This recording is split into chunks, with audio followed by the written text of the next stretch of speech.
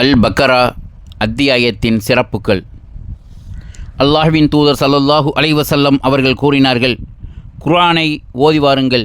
ஏனெனில் குர்ஆனை ஓதி வருபவர்களுக்கு அது மறுமையில் இறைவனிடம் வந்து பரிந்துரை செய்யும். இரு ஒளிச்சுடர்களான அல் பக்கரா மற்றும் ஆல இம்ரான் ஆகிய இரு அத்தியாயங்களையும் ஓதி வாருங்கள்.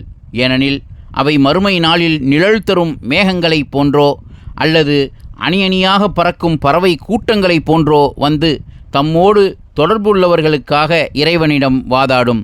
அல் பக்கரா அத்தியாயத்தை ஓதி வாருங்கள். அதை கையாள்வது வளம் சேர்க்கும், அதை கைவிடுவது இழப்பை தரும். இதற்கு வீணர்கள் சக்தி பெற மாட்டார்கள். அறிவிப்பவர் அபு உமாமா ரலியல்லாஹு அவர்கள்.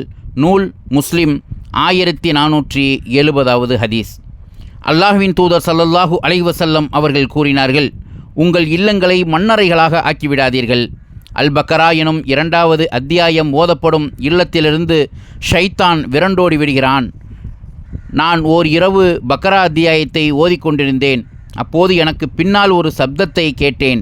என்னுடைய குதிரை ஓடிவிட்டது என்று எண்ணினேன். அப்போது நபிகள் நாயகம் ஸல்லல்லாஹு அலைஹி வஸல்லம் அவர்கள், அபு அத்தீக்கே ஓதும் என்றார்கள். நான் திரும்பி பார்த்தேன். அப்போது வானத்திற்கும் பூமிக்கும் இடையே விளக்கு போன்ற ஒன்று தொங்கிக் கொண்டிருந்தது. மீண்டும் நபி ஸல்லல்லாஹு அலைஹி வஸல்லம் அவர்கள், அபு அத்தீக்கே ஓதும் என்றார்கள்.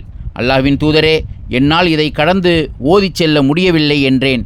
அப்போது அது வானவர்களாவர், உன்னுடைய பக்கரா அத்தியாயத்தின் ஓதுதலுக்காக இறங்கியிருக்கிறார்கள். நீர் தொடர்ந்து ஓதிச் சென்றிருந்தால் ஆச்சரியமான விஷயங்களை கண்டிருப்பாய் என்று நபி ஸல்லல்லாஹு அலைஹி வஸல்லம் அவர்கள் கூறினார்கள்.